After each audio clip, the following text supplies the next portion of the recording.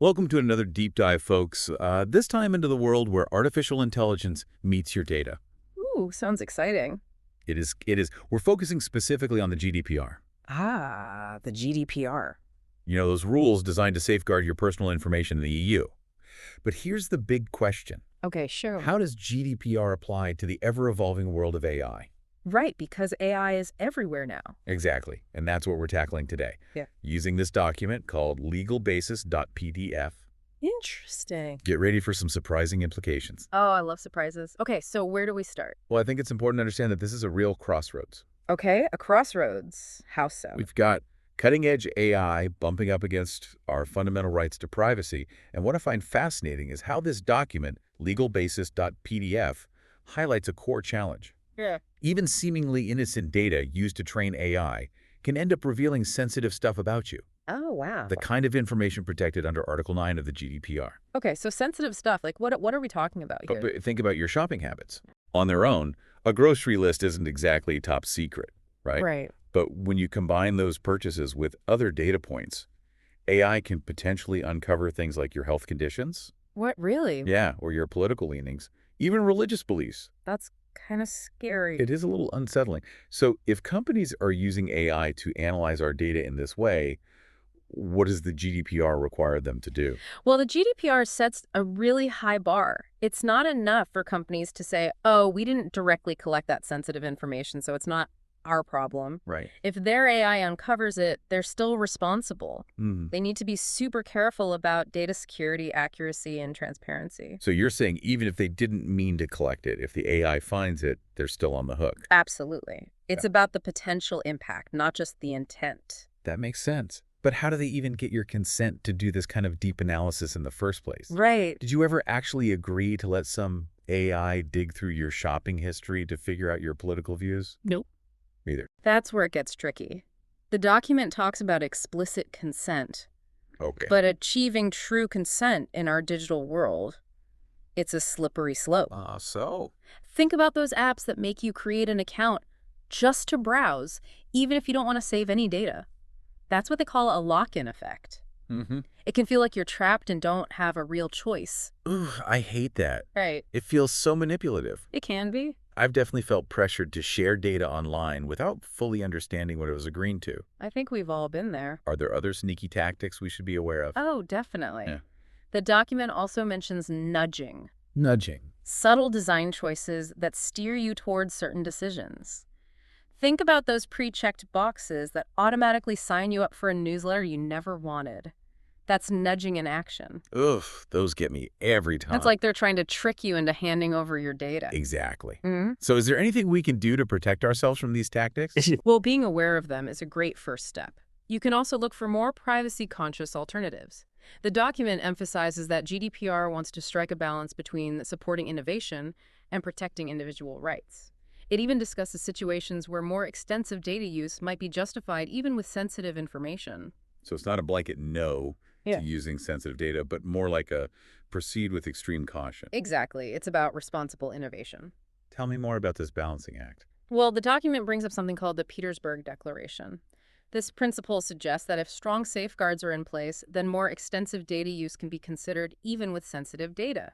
It's all about carefully weighing the potential benefits against the risks to individual privacy. Okay, let's unpack this Petersburg Declaration a bit more. What kind of safeguards are we talking about here? And how does GDPR handle research, especially in fields like healthcare, where using data can literally save lives? Those are great questions, and they lead us right into what the document calls the researcher's dilemma. GDPR recognizes that scientific advancement, particularly in healthcare, often depends on having access to data. But that doesn't mean researchers get a free pass. They still need to follow the rules. So what does that look like in practice? Are there specific guidelines for researchers using sensitive data?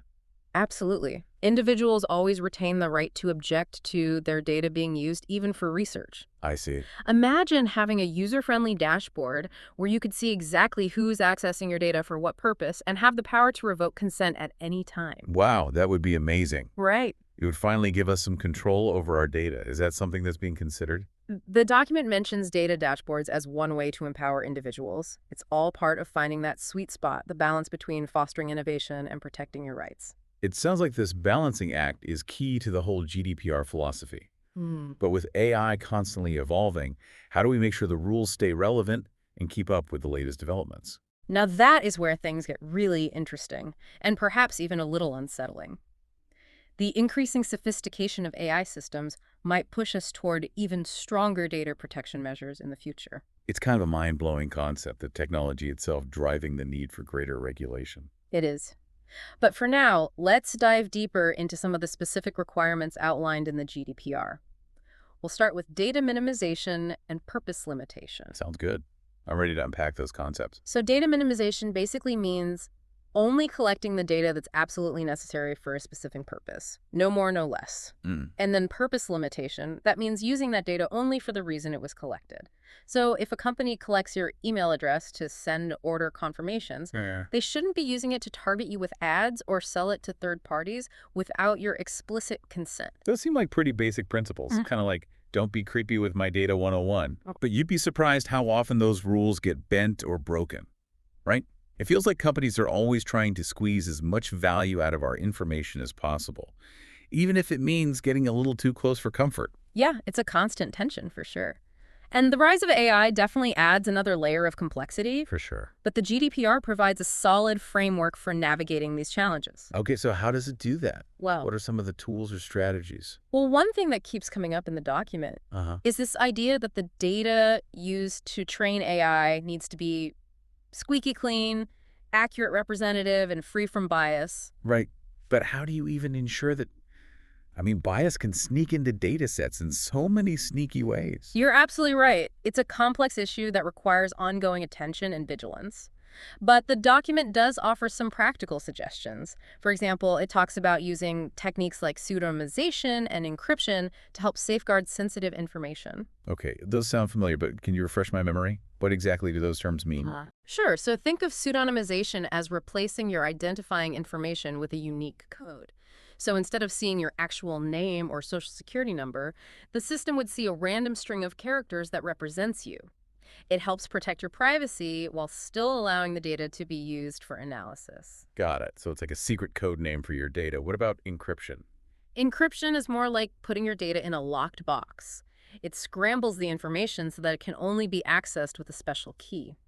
This makes it much harder for unauthorized individuals to, snoop around. So these are like tools in the data privacy toolbox that developers can use to build more responsible AI systems. Exactly. And the document suggests that these tools become even more important when we're dealing with what GDPR defines as special categories of personal data. We haven't really talked about what those special categories are. Can you give us a quick rundown? Of course.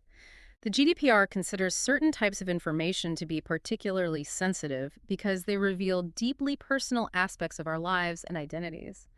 This includes things like your racial or ethnic origin, political opinions, religious beliefs, health data, biometric data, and sexual orientation. So basically information that could be used to discriminate against someone or put them at risk if it fell into the wrong hands. Precisely.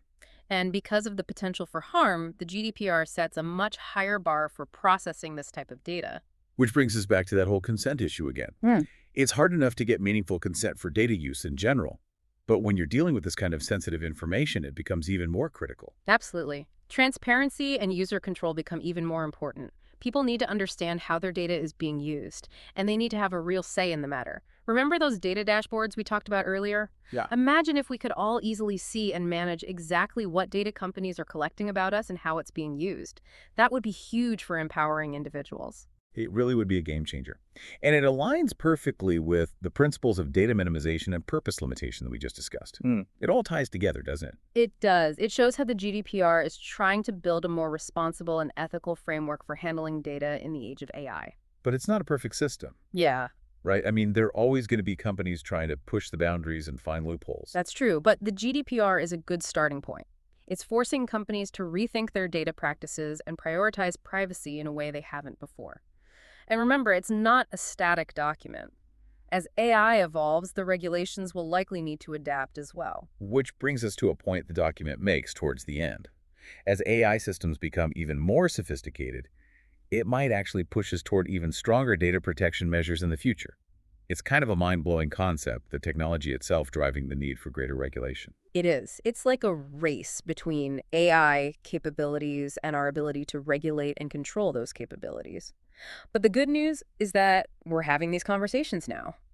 We're recognizing the potential pitfalls and actively working to develop solutions. It feels like we're on the edge of something huge, Yeah. both in terms of AI's potential and the ethical considerations that come with it. Hmm.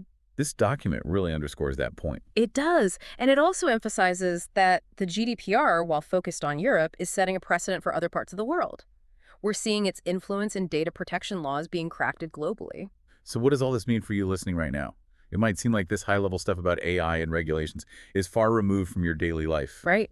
But it's not. It's not at all. It's about taking those everyday actions to protect your data, like reading privacy policies. Oh. I know they're long and boring, They are. but understanding what you're agreeing to, Right. asking questions about how your data is being used, Yeah. looking for those companies that are putting your privacy front and center. It's about knowing you have rights when it comes to your data.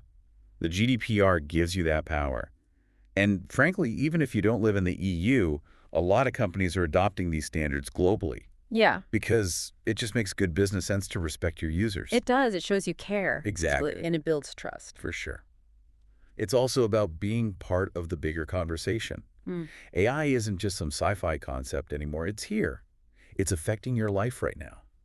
And the way it develops going forward depends on us being informed and engaged. Absolutely. This deep dive has definitely made me think differently about the data I'm generating every day and the power that AI has to analyze it. Me too. It's a bit of a wake-up call, honestly. It is, but it's also a call to action. This legalbasis.pdf document is just a starting point. There's a whole world of information out there about AI and data privacy. The full text of the GDPR is freely available online. Take a look, keep learning, and remember, your data is your data. You have the right to understand how it's being used and to demand that it's handled responsibly. That's a great note to end on. Thanks for joining us on this deep dive into the world of AI and the GDPR. We hope you found it insightful and maybe even a little bit empowering. Until next time, stay curious.